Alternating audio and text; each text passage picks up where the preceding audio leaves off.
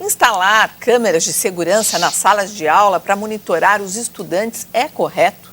É um sintoma das falhas do sistema educacional, da própria formação dos estudantes? Questões que entraram em discussão depois da suspensão de mais de 100 estudantes que protestaram contra a monitoração em uma escola de São Paulo.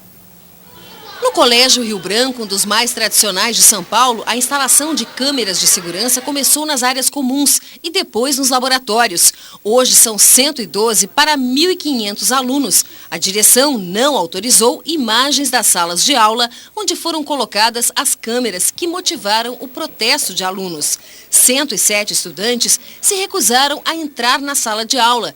Segundo a diretora, a indisciplina já tinha acontecido 2 vezes, por isso foram suspensos por um dia. A diretora reconhece que deveria ter avisado sobre a instalação das câmeras, mas defende a medida. Esse é um projeto que já tem 4 anos nas mantidas da nossa fundação e vem sido feito para agregar recursos de, assim, segurança às instalações e também um acompanhamento da rotina da escola e uma melhor organização do trabalho. Da disciplina. Da disciplina também.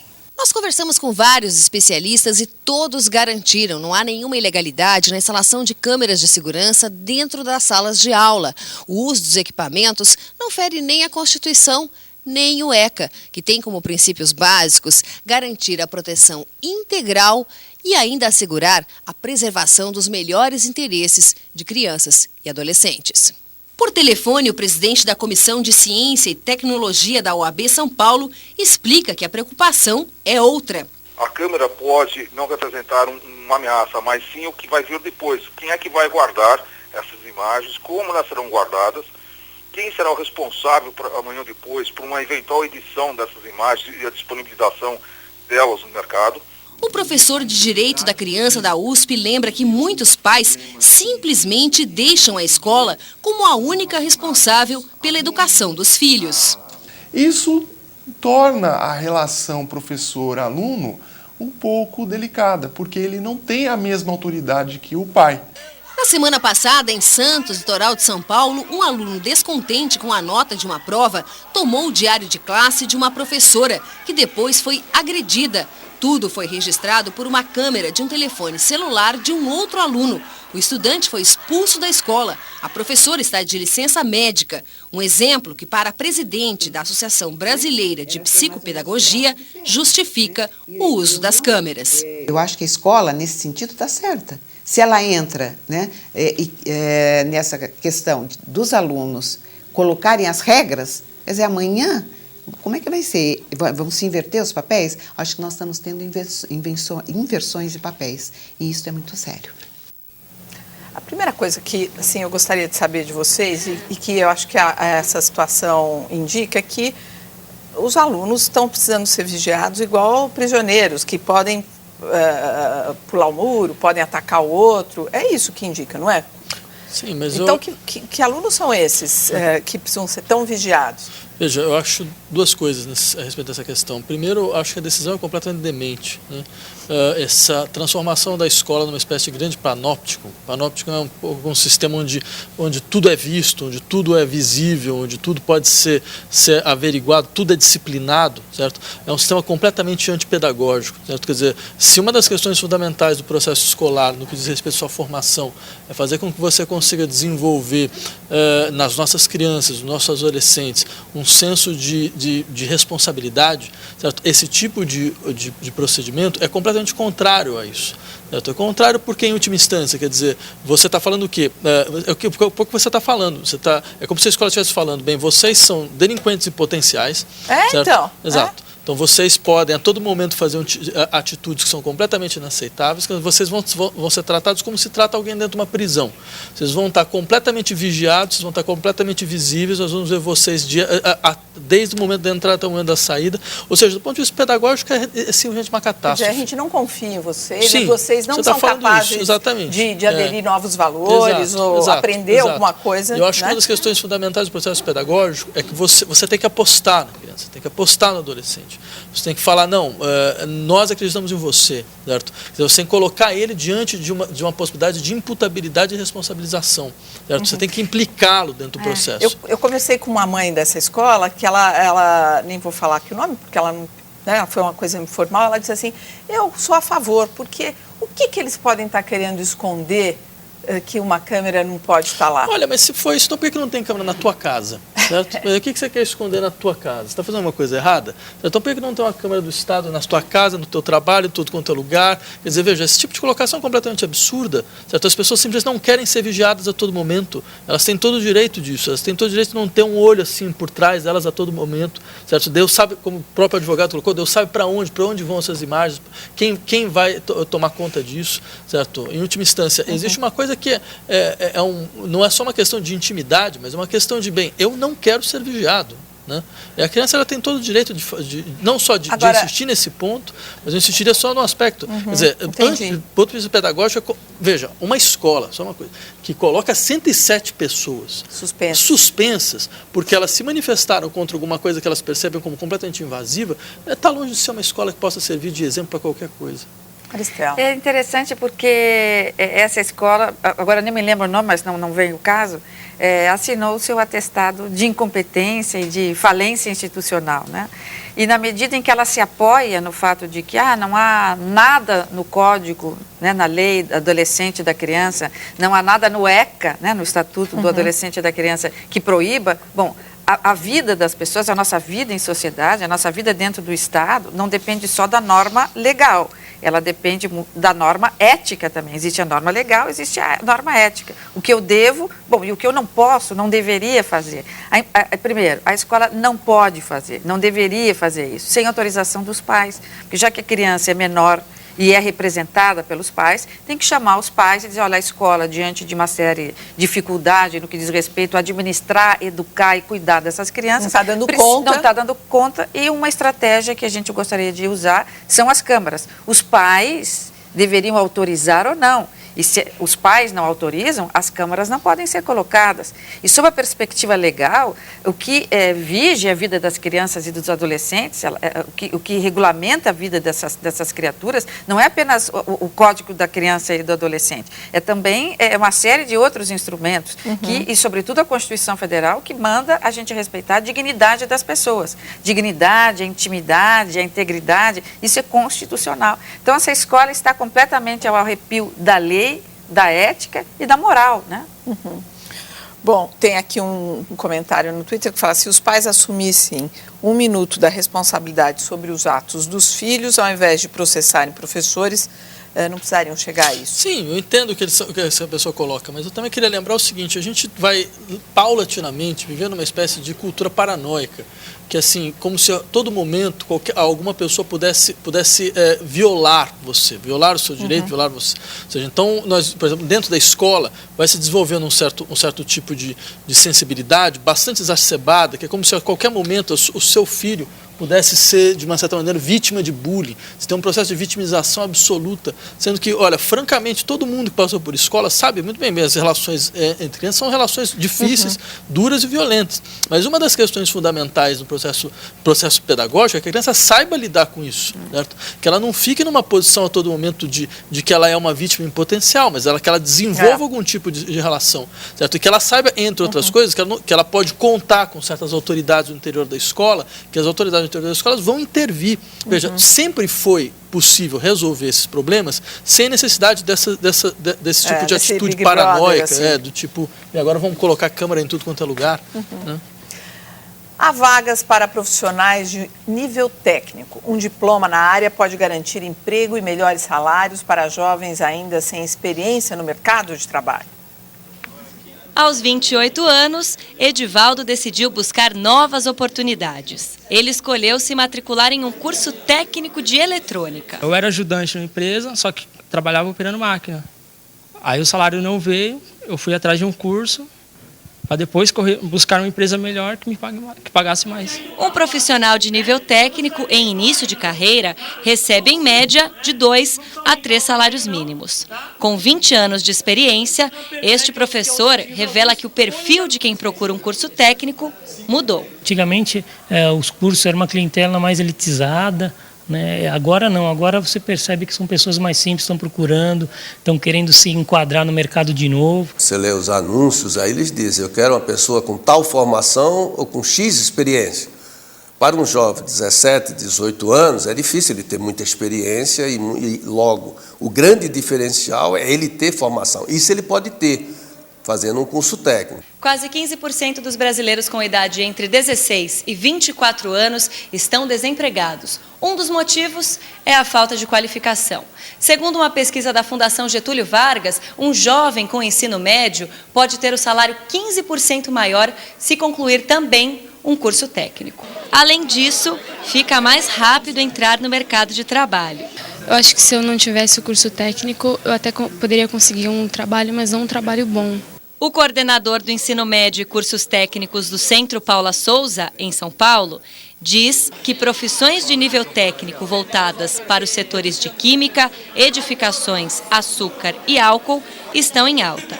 Mas o bom momento do mercado atual não garante a continuidade da ascensão profissional no futuro. Olha, se a pessoa conclui qualquer curso hoje e ele não continua, vamos dizer assim, aprendendo, tá, evoluindo profissionalmente, seja no trabalho, seja por intermédio de cursos de especialização, ele tende a ficar para trás. Paula, de 17 anos, já tem essa consciência. O curso técnico ele vai me dar uma formação mais básica. A faculdade ela vai me dar muito mais embasamento teórico e eu posso entrar para a área acadêmica também, se eu quiser.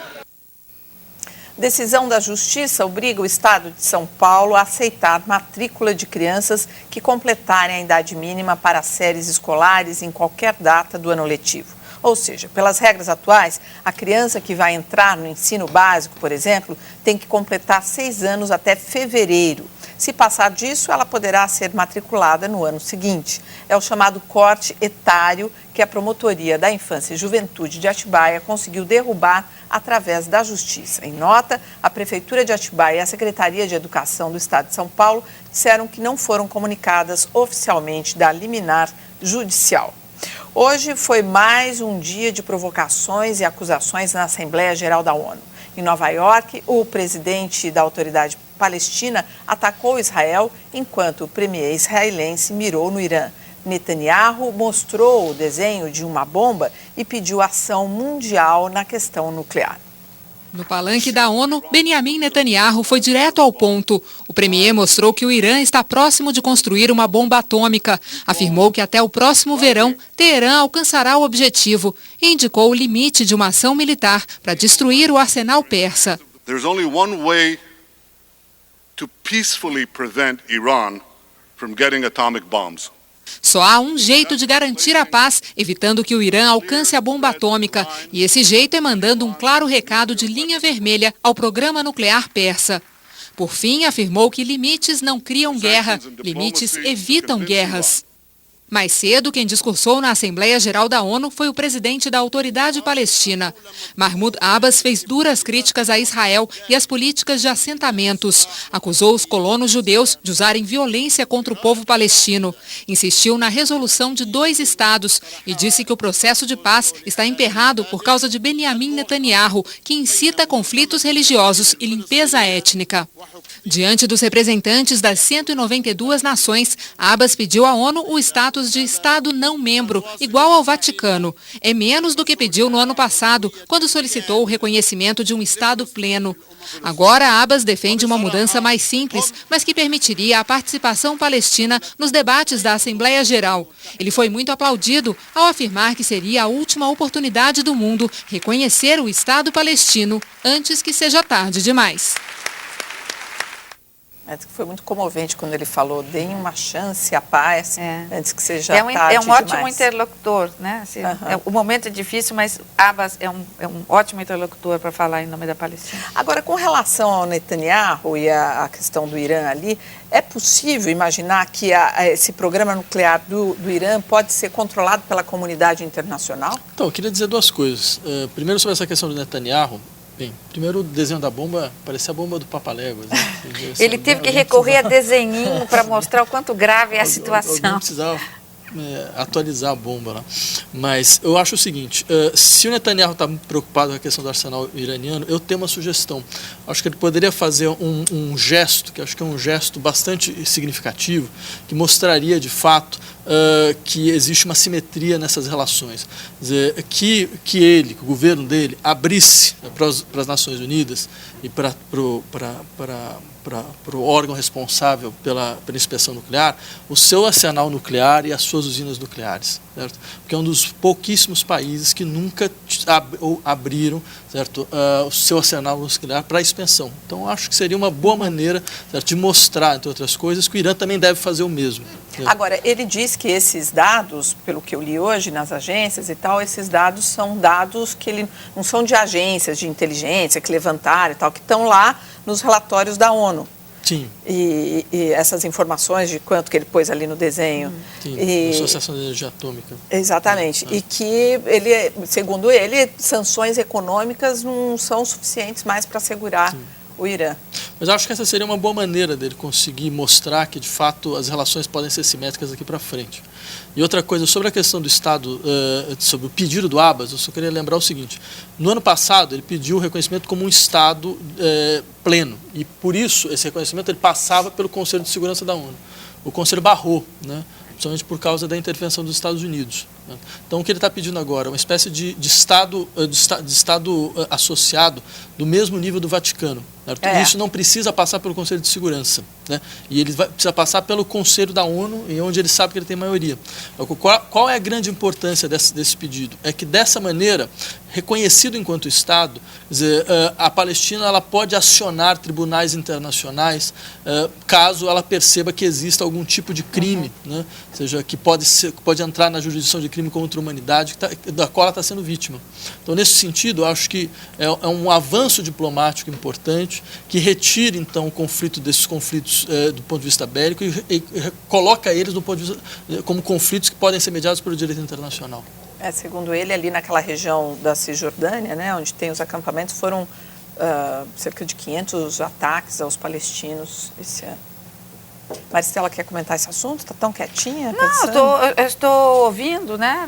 Se eu falar alguma coisa, vai ser como se eu saísse em defesa de Israel. Não é bem assim, né? Todo mundo sabe que Israel é uma potência nuclear, isso a gente sabe que ela poderia destruir o Irã com as suas bombas menores e mais singelas, mas a questão da produção atômica não envolve Israel. Israel não está na mira, digamos, das Nações Unidas e nem da Agência Internacional de Energia Atômica, até porque a Agência Internacional de Energia Atômica vai verificar os países membros e tem a porta aberta para fazer isso em qualquer dos países. O que acontece é que o Irã não permite essa visita e no discurso que ele fez ontem, o presidente do Irã, ele disse, olha, eu o ano que vem já tenho a minha bomba atômica. Então não é nem preciso fazer grandes investigações, né? Ele já tem pronto, isso é sabido. A questão é para que fim ele vai usar. Se a perspectiva dele é que não tem lugar para Israel na palma da mão, quer dizer, não existe lugar para Israel no mundo, então se presume que ele vai usar contra Israel. Então a questão é difícil. Me responda, a comunidade internacional poderia controlar o programa? Sim, controla de todos, inclusive do Brasil. Controla, mas para controlar tem que entrar, fazer um levantamento do que existe, saber no que está sendo usado e aí usa-se, né? Não há nada contra o que há relativamente ao Irã, são as ameaças que ele diz que fará.